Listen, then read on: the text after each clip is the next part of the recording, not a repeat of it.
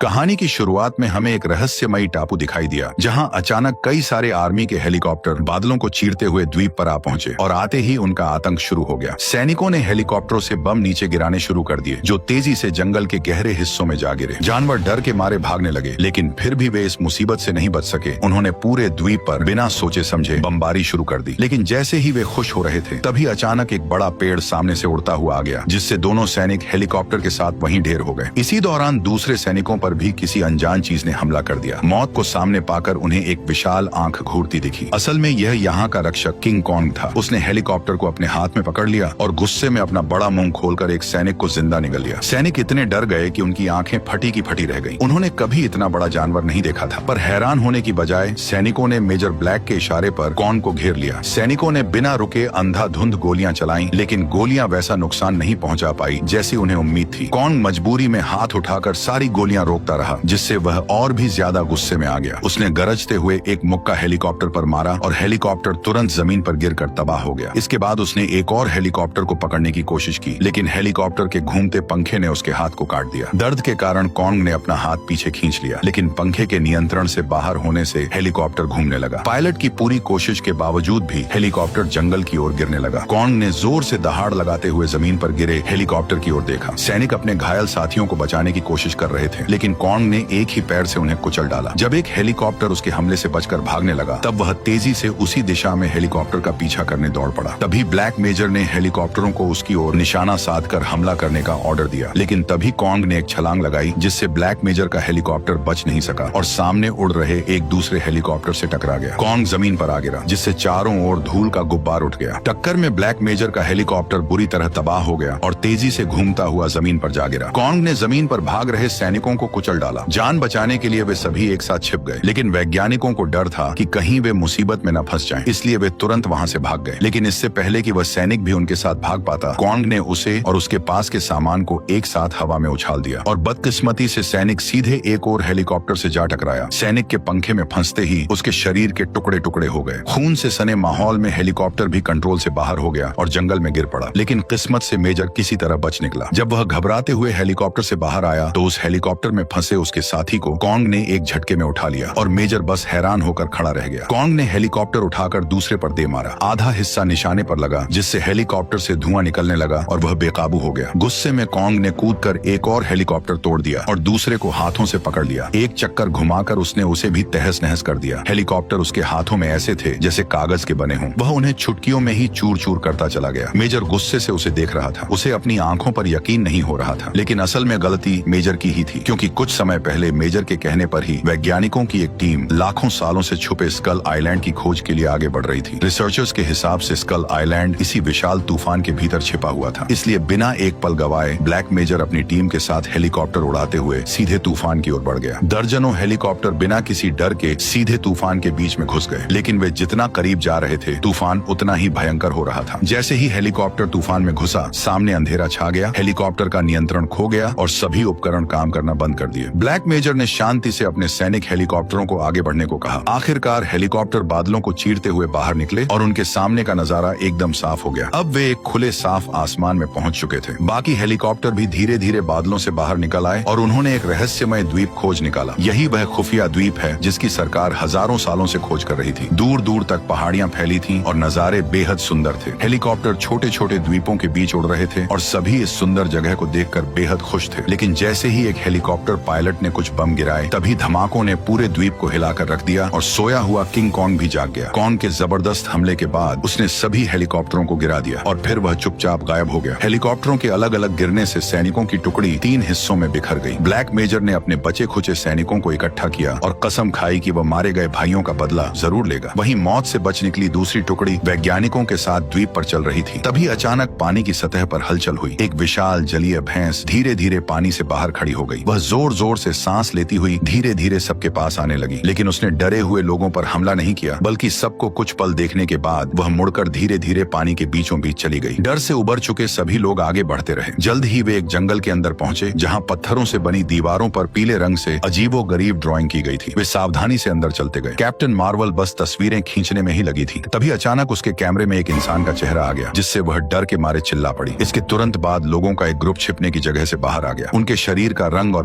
पत्थर की दीवारें इतनी अच्छी तरह से मिल गई थीं कि किसी को भी उनका पता नहीं चला। तभी जनजातीय लोगों ने भाले लेकर सभी को एक साथ घेर लिया। इन अजीबोगरीब लोगों को देखकर लोकी की टीम भी एक पल के लिए गोली चलाने की हिम्मत नहीं कर पाई, जब तक कि कुछ मुखिया जैसे लोग अंदर नहीं आ गए। जैसे ही दोनों साइड से गर्मा गर्मी बढ़ रही थी, तभी एक बड़ी दाढ़ी वाला बूढ़ा आदमी वहां आया। उसने हिंदी में समझाते हुए सबको हथियार डालने के लिए कहा, लेकिन उन्हें हैरानी थी कि वह हिंदी कैसे बोल पा रहा था। तभी उसने सभी को बताया कि वह और एक जापानी पायलट 28 साल पहले हेलीकॉप्टर हादसे के बाद इस स्कल आइलैंड पर फंस गए थे और तभी से यहीं रह रहे हैं। इसके बाद वह उन्हें जनजातीय बस्ती के पास ले गया, जहाँ पानी के ऊपर बना एक विशाल ब्रिज रास्ता रोके हुए था। सबको लगा कि यह ब्रिज किंग कॉन्ग के हमले को रोकने के लिए ही बनाया गया है। वह सभी को लेकर जनजाति के मुखिया से मिला और मुखिया ने उन्हें यहाँ कुछ दिन रहने की अनुमति दे दी। इसलिए वो लॉकी की टीम को जनजातीय लोगों के पवित्र स्थान पर ले गया, जहाँ कतार में पत्थर के खंभे जमे हुए थे। इन पत्थर के खंभों पर उकेरी गई कहानियों के जरिए सभी को पता चला कि असल में किंग कॉन्ग इस द्वीप का रक्षक है। वही हमेशा इस द्वीप की रक्षा करता रहा है और उन्हें तरह तरह के राक्षसों से बचाता रहा है। यहाँ के जनजातीय लोग किंग कॉन्ग को देवता मानते हैं। वह अकेला ही रहता है और चुपचाप इस रहस्यमय द्वीप की कई वर्षों से रक्षा करता आ रहा है। साथ ही उसके ऊपर एक खतरनाक जिम्मेदारी भी है और वह है यहाँ जमीन के नीचे रहने वाली खूंखार छिपकलियों पर नजर रखना। लेकिन हाल ही में हुए इंसानी बम धमाकों ने जमीन के नीचे सो रही उन छिपकलियों को जगा दिया था और जल्दी ही वे इस द्वीप के लिए खतरा बनने वाली थी। वहीं लॉकी और उसकी टीम को जल्द से जल्द अपने बिछड़े साथियों के पास पहुंचना था, इसलिए दाढ़ी वाला आदमी उन्हें हेलीकॉप्टर से बने जहाज के पास ले गया। लेकिन कैप्टन मार्वल फोटोग्राफी में मग्न थी। उसने दीवार के बाहर आवाज सुनी और उस ऊंची कांटों वाली दीवार के पार गई जो उन छिपकलियों से बचाव के लिए बनी थी। उसने देखा कि एक बड़ी भैंस एक हेलीकॉप्टर के नीचे दबी हुई है और दर्द से तड़प रही है। वह भैंस के पास गई। उसने हेलीकॉप्टर को हटाने की कोशिश की ताकि उस बेचारी भैंस को बचा सके, पर उसे नहीं पता था कि वह हेलीकॉप्टर हिला को भी नहीं पाएगी। जैसे ही वह जोर लगा रही थी, अचानक हेलीकॉप्टर ऊपर उठ गया। कैप्टन मार्वल ने हैरान होकर ऊपर देखा। भैंस अब आसानी से खड़ी हो चुकी थी। जिस हेलीकॉप्टर वह अपनी पूरी ताकत से भी नहीं हिला पाई थी, वह अब किंग कॉन्ग के हाथ में था। वह बस यूं ही खड़ा था मानो कोई विशाल पर्वत हो। पर जैसे ही कॉन्ग मुड़कर जाने लगा, तभी एक और दुर्घटना हो गई। जब एक सैनिक सिर उठाकर पानी पी रहा था, तभी अचानक उसकी आंखें फटी की फटी रह गईं और उसकी पानी की बोतल जमीन पर गिर गई। सबके पीछे मुड़ते ही एक बांस का लट्ठा सीधे उसके मुंह के आर पार निकल गया। असल में यह कोई साधारण बांस नहीं था, बल्कि बांस जैसी लंबी टांगों वाली एक विशाल मकड़ी थी। जैसे ही मकड़ी ने पैर खींचा, तभी सबको असलियत पता चली, पर तब तक देर हो चुकी थी। सैनिकों की गोलियों से बचने के लिए मकड़ी ने अपनी जीभ से एक सैनिक को ऊपर खींच लिया। पास खड़े साथी अपने ही आदमी को गोली लगने के डर से कुछ भी नहीं कर सके। सैनिक ने घबराकर चाकू से जीभ काटी और सबने तुरंत तलवारें निकालकर मकड़ी की टांगों पर वार करना शुरू किया। जख्मी मकड़ी लड़खड़ाते हुए जीभ को जल्दी जल्दी खींचने लगी। तभी सैनिक ने जीभ काटकर खुद को छुड़ा लिया। ब्लैक मेजर ने तुरंत मकड़ी पर फायरिंग का हुक्म दिया। सभी के एक साथ हमले के कारण बड़ी मकड़ी का सीना गोलियों से छलनी हो गया और उसका विशाल शरीर अचानक नीचे गिर पड़ा, जिससे जमीन जोर से हिल उठी। लेकिन मकड़ी अभी पूरी तरह मरी नहीं थी, इसलिए ब्लैक मेजर ने अपनी पिस्तौल निकालकर उसे हमेशा के लिए सुला दिया। उधर एक बिछड़ा हुआ सैनिक नदी में अपना चेहरा धो रहा था। तभी उसने अचानक एक आवाज सुनी और किंग कॉन्ग बिना किसी चेतावनी के उसके सामने आ गया। उस विशालकाय जानवर को देखकर सैनिक बुरी तरह घबरा गया। किंग कॉन्ग ने धीरे धीरे अपना विशाल सिर घुमाया और किनारे की ओर बढ़ने लगा। सैनिक डर के मारे तुरंत पलटा और एक बड़े पत्थर के पीछे छिप गया। साफ था कि किंग कॉन्ग को इस छोटे से इंसान से कोई दुश्मनी नहीं थी। उसने अपनी लड़ाई में घायल हुई बांह को छुआ, फिर धीरे धीरे पानी में बैठ गया। सैनिक ने चुपके से देखा कि कॉन्ग की चोट काफी गहरी है। उसने अपनी बांह को हिलाने की कोशिश की, पर चेहरे पर दर्द साफ दिखाई दे रहा था। फिर उसने एक मुट्ठी पानी उठाकर पी लिया, लेकिन तभी अचानक कॉन्ग को कुछ दिख गया। उसने पानी से एक गुलाबी रंग का ऑक्टोपस झट से पकड़ लिया। यह ऑक्टोपस वाकई काफी बड़ा था, लेकिन उसने कॉन्ग को कंफ्यूज देखकर तुरंत अपनी बांह फैला ली और मौका पाते ही किंग कॉन्ग को कसकर जकड़ लिया, मानो वह उसे यहीं खत्म करना चाहता हो। तभी कॉन्ग ने उसकी पकड़ छुड़ाकर जोरदार वार किया और ऑक्टोपस की एक ही झटके में चित कर दिया। फिर कॉन्ग ने उसकी एक बांह तोड़कर कच्ची ही चबा ली। खाने का यह अंदाज देखकर छिपा हुआ सैनिक दंग रह गया। पेट भरने के बाद किंग कॉन्ग बचा हुआ ऑक्टोपस रात के खाने के लिए साथ ले गया। लड़ाई के बाद सैनिक घने जंगल में एक सूखी लकड़ी पर बैठकर मेजर से संपर्क करने लगा, पर बैटरी खत्म होने से वॉकी टॉकी बंद था। वह आगे बढ़ने की सोच ही रहा था कि अचानक लकड़ी हिलने लगी। सैनिक डरकर जमीन पर लुढ़क गया। पीछे मुड़ने पर उसने देखा कि वह सूखी लकड़ी एक विशाल टिड्डा बन चुकी थी जो उसकी ओर रेंग रहा था। सैनिक ने तुरंत बंदूक उठाकर गोलियां चला दी, जिससे टिड्डे के शरीर से लकड़ी का बुरादा उड़ने लगा। गोलियों की बौछार से टिड्डा सिकुड़कर फिर से पेड़ के अंदर सिमट गया। जब सैनिक ने फायरिंग रोक दी, तब तक टिड्डे ने अपना सिर पूरी तरह अंदर खींच लिया और धीरे धीरे पीछे हटते हुए उससे दूर चला गया। सैनिक अभी ठीक से सांस भी नहीं ले पाया था कि उसे अपनी पीठ के पीछे कुछ अजीब सा महसूस हुआ, लेकिन अब बहुत देर हो चुकी थी। ब्लैक मेजर सैनिकों के साथ आगे बढ़ता रहा। वे एक दलदली इलाके से गुजरे। तभी उसने देखा कि सामने एक पेड़ पर एक अजीब सी चिड़िया बैठी है। जब जब उसने उस चिड़िया का चेहरा ठीक से देखा तभी उसने उसे गोली मार दी। जैसे ही गोली की आवाज गूंजी, पूरे पेड़ की सारी चिड़ियां डरकर उड़ गईं और काले बादलों की तरह पूरे आसमान में छा गईं। जब वे लोग सुरक्षित रूप से दलदल पार कर एक खुले इलाके में पहुंचे तो सामने पहाड़ की चट्टान पर एक विशाल खून से सना हुआ पंजे का निशान दिखा। इतना बड़ा हाथ का निशान सिर्फ किंग कॉन्ग ही छोड़ सकता था। ब्लैक मेजर समझ गया कि वे सही दिशा में पीछा कर रहे हैं। वे किंग कॉन्ग के विशाल पैरों के निशानों के साथ आगे बढ़ते रहे। आखिरकार वे बिछड़े हुए वैज्ञानिकों से मिल गए। ब्लैक मेजर ने तय किया कि वे अपने उस साथी को ढूंढेंगे जो अब तक लापता है, लेकिन उन्हें अभी तक यह नहीं पता था कि उसे कंकाल छिपकली पहले ही मौत के घाट उतार चुकी है। सब लोग कंकाल छिपकलियों के इकट्ठा होने वाली नदी के किनारे की ओर बढ़ने लगे, लेकिन जब वे वहां पहुंचे तो उन्हें घाटी के अंदर हर जगह छोटे बड़े कंकाल बिखरे पड़े दिखे। दाढ़ी वाले आदमी ने उन्हें बताया कि ये कंकाल किंग कॉन्ग के माता पिता के हैं, जिन्हें सो रही कंकाल छिपकलियों के लीडर ने मार डाला था। उसका आकार किंग कॉन्ग से भी बड़ा है। अगर वह एक बार जाग गई तो सबका मरना तय है, इसलिए उसने सभी से वापस लौटने को कहा। लेकिन इस समय ब्लैक मेजर का पूरा ध्यान अपने साथी को ढूंढने पर था। वह दाढ़ी वाले की चेतावनी की परवाह किए बिना अपने साथियों को लेकर अंदर घुस गया। घाटी के बीचों बीच कई विशालकाय जानवरों के कंकाल पड़े थे। तभी धुंध के बीच उन्होंने एक विशाल पंजे का निशान देखा, जिससे साफ था कि यहाँ और भी बड़े जीव मौजूद हैं। जैसे जैसे वे अंदर की ओर बढ़ते गए, धुंध और भी घनी होती गई और चारों ओर से डरावनी चीखें सुनाई देने लगी।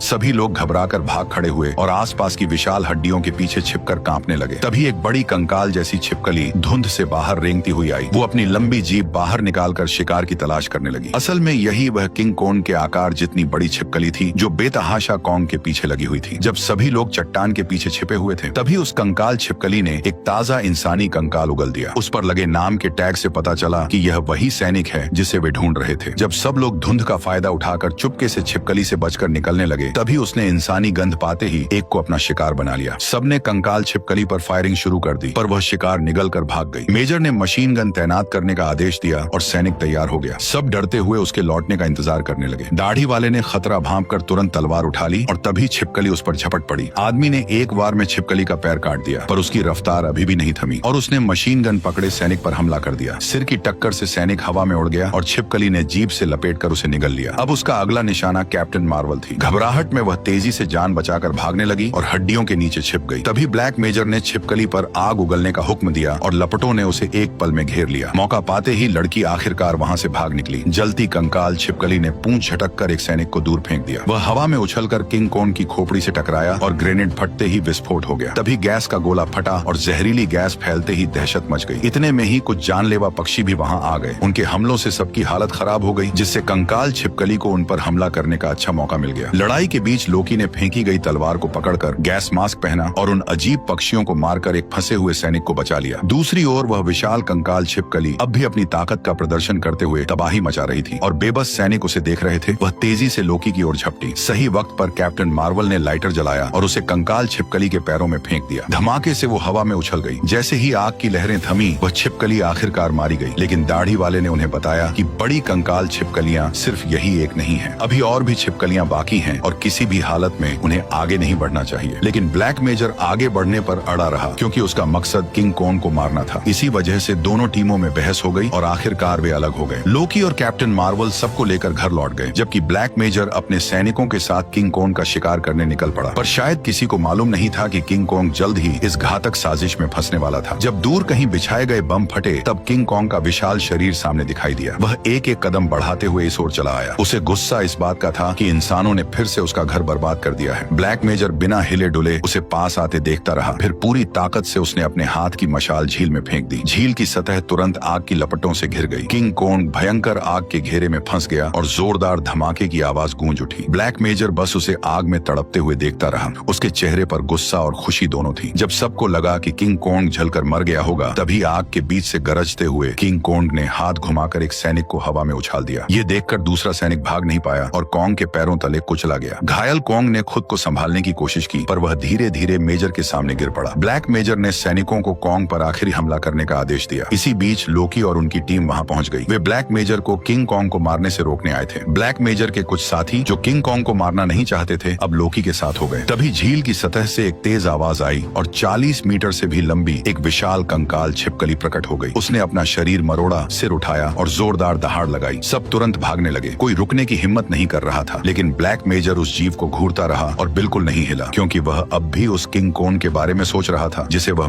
मार नहीं पाया था। किंग कॉन्ग मुश्किल से उठ खड़ा हुआ और कंकाल छिपकली के साथ लड़ने लगा, लेकिन उसकी चोटें इतनी गहरी थीं कि वह ज्यादा देर तक टिक नहीं पाया। जान बचाने के लिए लोकी और उसकी टीम लगातार भागते रहे। सुबह होते होते सभी लोग छोटे द्वीप के किनारे तक पहुंच चुके थे और कंकाल छिपकली भी उनके करीब आ गई थी। तभी एक सैनिक ने अपने हाथ से ग्रेनेड का पिन निकाला, दोनों हाथ ऊपर उठाए और उस विशाल राक्षस की ओर दौड़ पड़ा। कंकाल छिपकली ने बस हल्के से अपनी पूंछ हिलाई, जिससे वह सैनिक दूर चट्टान की ओर जा गिरा। इसके बाद वो उन लोगों की ओर बढ़ने लगी जो अभी भी पानी में जान बचाकर भाग रहे थे। ऐसा लग रहा था कि वे वहीं मारे जाएंगे। तभी किंग कॉन्ग आसमान से आ गिरा और एक पत्थर से छिपकली को जमीन पर पटक दिया। सबने इसी मौके का फायदा उठाया और पलटकर भागने लगे। इस समय किंग कॉन्ग बहुत कमजोर था। वह कंकाल छिपकली के हमलों से खुद को मुश्किल से बचा पा रहा था। पलटवार करने की उसमें ताकत नहीं थी। कुछ ही देर में कंकाल छिपकली ने उसकी गर्दन कसकर जकड़ ली। तभी कॉन्ग ने पूरी ताकत लगाकर अपने दोनों हाथों से कंकाल छिपकली के जबड़े को पकड़ लिया। वह उसका जबड़ा फाड़ना चाहता था, पर ताकत कम थी। उसने उसका सिर चट्टान पर दे मारा। जब उसने दोबारा वार किया तो वो खाली चला गया। छिपकली ने फिर कॉन्ग का हाथ काटकर उसे नीचे गिरा दिया। दोनों पानी में लौटने लगे। कुछ देर बाद दोनों बराबरी पर आ गए। कॉन्ग ने एक पेड़ उठाकर उसकी शाखाएं हटाई और उसे लाठी बना ली। वह दहाड़ते हुए छिपकली की ओर दौड़ा और उसके सिर पर वार कर दिया। छिपकली जमीन पर गिर पड़ी, लेकिन फिर से उठ खड़ी हुई। इस बार कॉन्ग ने उसका गला पकड़ लिया। छिपकली ने अपनी पूंछ से कॉन्ग को जकड़कर खींचा, जिससे वह हवा में उड़कर किनारे की टूटी नाव पर जा गिरा। जब कॉन्ग उठने की कोशिश कर रहा था, तभी उसे पता चला कि वह जंजीरों में जकड़ा हुआ है। कंकाल छिपकली सामने आ गई। उसने कॉन्ग को पंजों में दबोच लिया और उसका सिर धड़ से अलग करने के लिए आगे बढ़ने लगी। तभी उस पर गोलियों की बौछार शुरू हो गई। असल में भागते लोग जहाज से गोली चला रहे थे। मशीन गन की फायरिंग ने कंकाल छिपकली का ध्यान खींच लिया। उसने कॉन्ग को छोड़ दिया और इंसानों की ओर रेंगने लगी। कॉन्ग जंजीरों से छूटने की कोशिश कर रहा था, पर वे और कसती जा रही थी। छिपकली इंसानों के करीब पहुंचने वाली थी। तभी कॉन्ग ने पूरी ताकत लगाकर जंजीरें तोड़ दी। इसी समय जहाज पर लगी मशीन गन भी जाम हो गई। ऐसे में कैप्टन मार्वल ने पहाड़ी की छोटी से कंकाल छिपकली की ओर एक सिग्नल फ्लेयर दागा, जो उसके सिर पर जा लगा। इससे उसकी रफ्तार थोड़ी रुक गई और सबको मशीन गन ठीक करने का मौका मिल गया। मशीन गन फिर से कंकाल छिपकली पर फायर करने लगी। कॉन्ग ने देखा कि लोहे की जंजीर के सिरे पर एक विशाल पंखा लिपटा हुआ है। उसे तुरंत एक आइडिया आया। उसने जंजीर खींचते हुए पंखा घुमाया और छिपकली की ओर दौड़ पड़ा। पंखा ठीक उसकी पीठ पर जा लगा और कंकाल छिपकली जमीन पर गिर पड़ी। पंखा उसके शरीर के अंदर तक धंस गया। फिर कॉन्ग ने जंजीर से उसका सिर लपेटा और जोर से जमीन पर दे मारा। फिर पूंछ पकड़कर उसे चट्टान पर पटक दिया, जिससे वह वहीं चित हो गई। लेकिन इसी झटके से कैप्टन मार्वल भी पहाड़ से सीधे पानी में जा गिरी। किंग कॉन्ग ने बिना एक पल गवाए कैप्टन मार्वल को सही सलामत पानी से बाहर निकाल लिया। जब वह उसे देख रहा था, तभी छिपकली ने फिर हमला कर दिया। इतनी गहरी चोट के बाद भी वह लड़ने को तैयार थी। हमले से कॉन्ग गिर पड़ा, लेकिन हाथ में लड़की होने के कारण वह एक हाथ से ही उसे रोकता रहा। छिपकली ने अपनी जीभ से कॉन्ग का हाथ जकड़ लिया। तभी कॉन्ग ने उसकी जीभ पकड़कर जोर से खींची और अपना हाथ उसके मुंह में डाल दिया। उसने जीभ की जड़ को कसकर थामा और पूरी ताकत से उसे बाहर खींच लिया, जिससे आखिरकार छिपकली सचमुच मर गई। किंग कॉन्ग ने उसकी लाश को एक तरफ फेंक दिया और सावधानी से अपनी हथेली खोली, जिसमें कैप्टन मार्वल अब भी सुरक्षित लेटी हुई थी। उसने उसे धीरे से नीचे रखा और दूर की ओर चल पड़ा। लोकी और कैप्टन मार्वल बस उसे दूर जाते हुए देखते रहे। जल्द ही सभी इंसान इस द्वीप से चले गए, लेकिन किंग कॉन्ग अब भी इस द्वीप की रक्षा करता रहा।